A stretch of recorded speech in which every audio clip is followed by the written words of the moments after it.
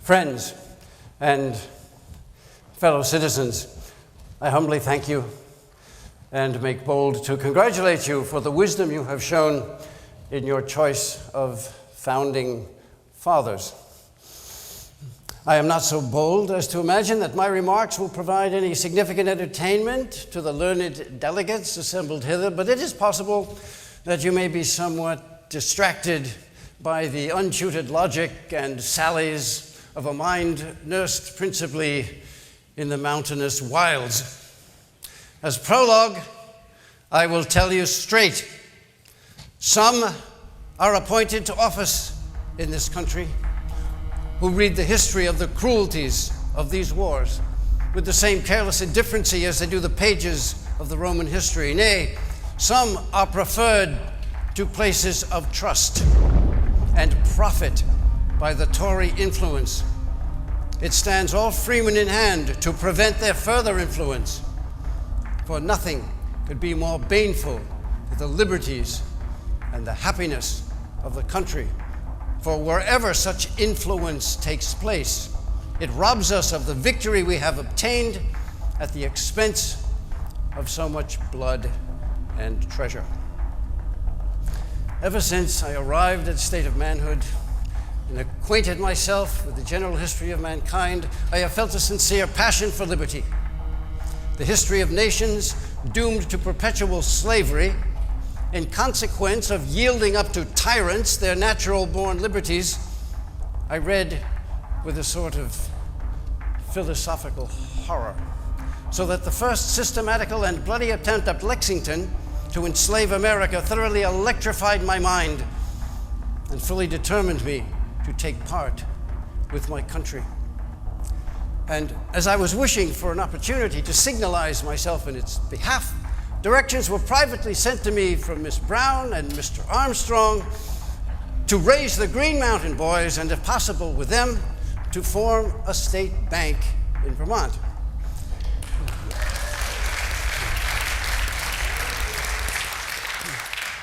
This enterprise I cheerfully undertook. 5 bills have been introduced in 2 years on the subject of monetary reform. The sun seems to shine with superior luster on one of them. Unfortunately, alas, it does not signify as a bill for a state bank. But we carry on. Let us carry on and bring to their knees all those who in the name of security make enemies, in the name of patriotism make treason and tyranny, in the name of peace make war, and in the name of liberty would turn us into slaves. Tribute, tribute, and tribute. The bell tolls for the union of the executive, legislative, judicial, and corporate. It is the bell that tolls the death knell for the republic. For who will hold these powers to account? Where is the line that tyrants will not cross when the scribblers of our free press shield treason for their daily bread? Who will confront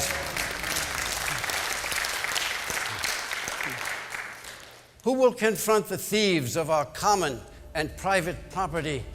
Who will confront the procurers of our willing youth, who turn our conscripts into redcoats and send them off to pillage in the farthest reaches of the globe? And who will confront usurpers when our own elected servants, wrapped in the comfort of their brief authority, with pretended zeal for good order and government, strike at the lands and labors of honest citizens? And inasmuch as the malignity of their disposition toward partisans of liberty flames to an immeasurable and murderous degree, they have in their newfangled laws so calculated them as to correspond to the depravedness of their minds and morals. In them laws they have exhibited their genuine pictures, the emblems of the insatiable, avaricious, overbearing, inhuman, barbarous, and blood guiltiness of disposition and intention, are therein portraited in that transparent image of themselves that cannot fail to be a blot and an infamous reproach to them to posterity. God damn them. God damn their laws, governor, king, council, and assembly. I'll make a hell for them and every son of a bitch that will take their part. Yeah. In that effort, I have prepared a modest report on the Commons.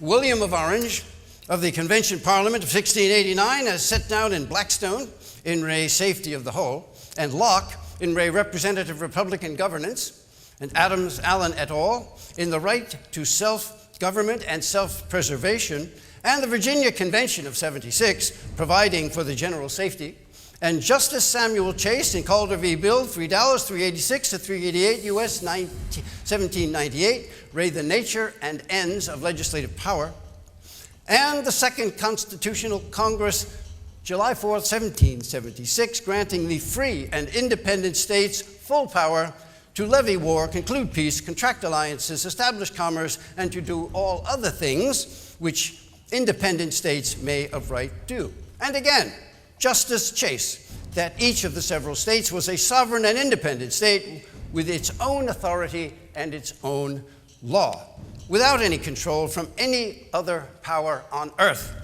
And in the works of Paine and Jefferson and Franklin, for the common good and the good of the commons and keeping of the commons, as opposed to the theft of the commons versus the common use of the commons and purpose and inheritance of and rights to the commons for the many and not the few, for the keeping of sheep and goats and horses, and keeping the commons in perpetuity.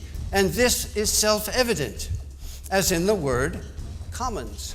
Root, com, as in community, committee, commission, commerce, commonwealth, communication, as in to make common, and commend, commingle, commiserate, commute, commit, commode, communion, commodity, common sense, common law, and common good.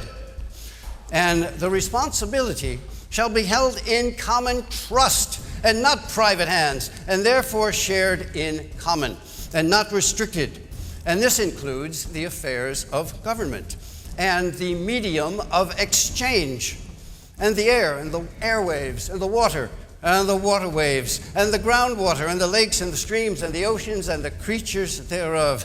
And when, as per the writings of Marshall, Mason, Madison, Adams, Allen, and Jefferson et al., the commons is stolen from the people, they shall reclaim it, though they replenish it with their blood and the blood of tyrants, and so assert their sovereignty over it, and secede it from those who violate the commons, which also include inalienable rights and freedoms which are granted by nature and in common with all people, as in life, liberty, and the pursuit of happiness. This is self-evident in the course of human events, self-evident in natural law, self-evident as in obvious, clear, not to be denied, plain for all to see, as in, hey, dumbass, don't surrender our birthright, especially to tyrants, especially to traitors, especially to beady-eyed rats, smirking chimps, and fat, useless, backstabbing pretenders and pieces of pretenders to the common good, especially to worthless, witless, brainless, treacherous, underhanded, and self-serving, groveling, mean-spirited, treasonous, pompous, arrogant, destructive, cowardly, unctuous whores.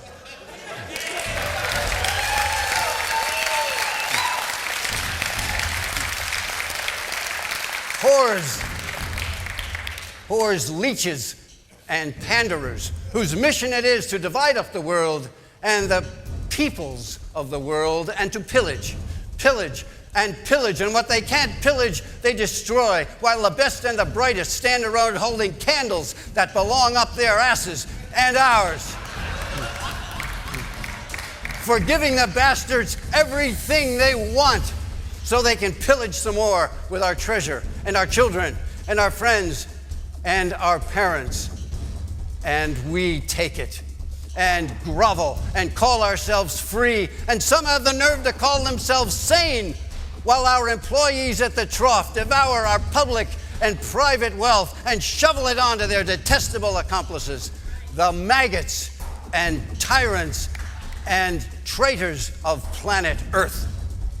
Thank you.